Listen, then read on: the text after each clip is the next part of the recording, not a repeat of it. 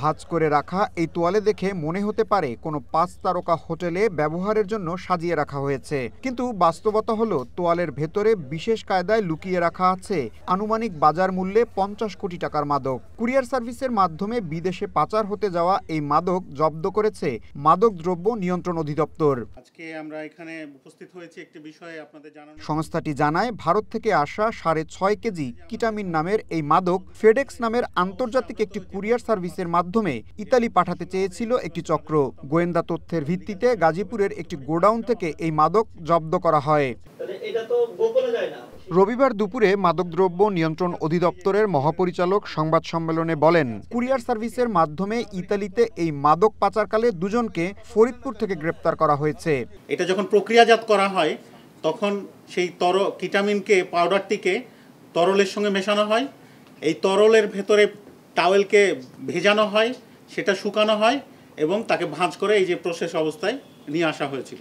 এটাকে বলা হচ্ছে ইমপ্রেগনেটেড অবস্থা, অর্থাৎ একটা তরল পদার্থের ভেতরে টাওয়েলটাকে ডুবিয়ে সেটাকে আবার শুকিয়ে সেটাকে প্রসেস করা হয়েছে এবং এইভাবেই তারা সেটা ইতালিতে পাঠাচ্ছিলেন। তথ্য প্রযুক্তি এবং গোয়েন্দা তথ্যের ভিত্তিতে উক্ত রেইডিং টিম ফরিদপুর জেলার সালথা থানাধীন আটঘর বাজার এলাকায় আরেকটি অভিযান পরিচালনা করে এবং এই চক্রের সদস্য মোহাম্মদ আরিফুর রহমান খোকাকে গ্রেপ্তার করে। রোগীকে অপারেশন করার সময় অজ্ঞান করার ক্ষেত্রে কিটামিন ব্যবহার হয় ওষুধ হিসেবে। ভারত থেকে চোরাই পথে এই কিটামিন বাংলাদেশে এনে বিশেষ প্রক্রিয়ার মাধ্যমে ইতালিতে পাচার করার চেষ্টা চলছিল।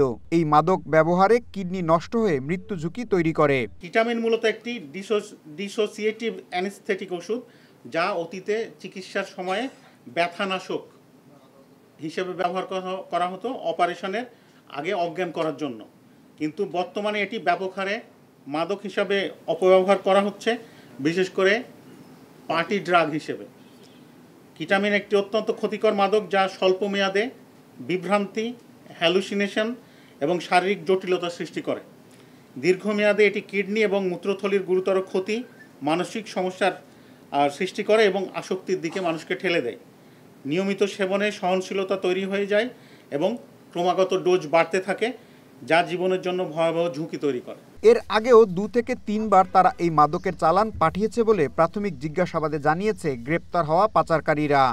মোহাম্মদপুর গুলশান বনানী এলাকায় সীসা বার ও মাদকের বিক্রি শঙ্কাজনক বেড়েছে উল্লেখ করে সাংবাদিকরা প্রশ্ন করলে মাদকদ্রব্য নিয়ন্ত্রণ অধিদপ্তরের মহাপরিচালক বরাবরের মতো উত্তর দেন, লোকবল কম থাকায় প্রয়োজন মাফিক অভিযান চালাতে সক্ষম নয় সংস্থাটি।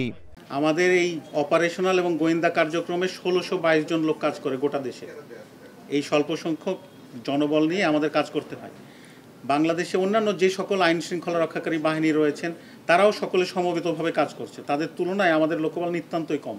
তারপর আমরা যখন যেখানে আমরা ইনফরমেশন পাই আমরা সেখানে অভিযান করি। আপনারা দেখেন বিগত ৬ মাসে আমাদের অভিযানের গ্রাফ কিন্তু বাড়ছে, প্রতিনিয়ত আমরা অভিযান করছি। শনিবার কুখ্যাত মাদক কারবারি সেলিম প্রধানকে সীসাসহ আটক প্রসঙ্গে তিনি বলেন, মাদক মাফিয়াদের নজরদারিতে রাখা হচ্ছে বলেই তারা গ্রেপ্তার হচ্ছেন। এই ধরনের বড় ধরনের অপরাধীদের ধরা হয়, একটা মামলা কিন্তু তাদের বিরুদ্ধে থাকে না। আপনি যার কথা বললেন ওনার বিরুদ্ধে কিন্তু বিভিন্ন আঙ্গিকে মামলা আছে, দুদকের মামলা আছে, ক্রিমিনাল অফেন্স আছে, মাদকের মামলা আছে, অনেকগুলো মামলা আছে। তো এইগুলো অবশ্যই তারা মনিটরিংয়ের ভেতরে থাকে, তাই বলে তাকে ধরা হয়েছে ওখান থেকে। আপনারা জানেন উনি একবার নারায়ণগঞ্জ থেকে নির্বাচনও করতে গিয়েছিলেন, সেখানেও উনি নির্বাচন করতে পারেননি, কারণ হচ্ছে মামলার কারণে। তো অনেকগুলো মামলা আছে, সেগুলো থেকে মনিটর করা হয় এবং সুবিধাজনক সময়ে তাকে ধরা হয়। ইশতিয়াক ইমন, ওয়ান নিউজ, ঢাকা।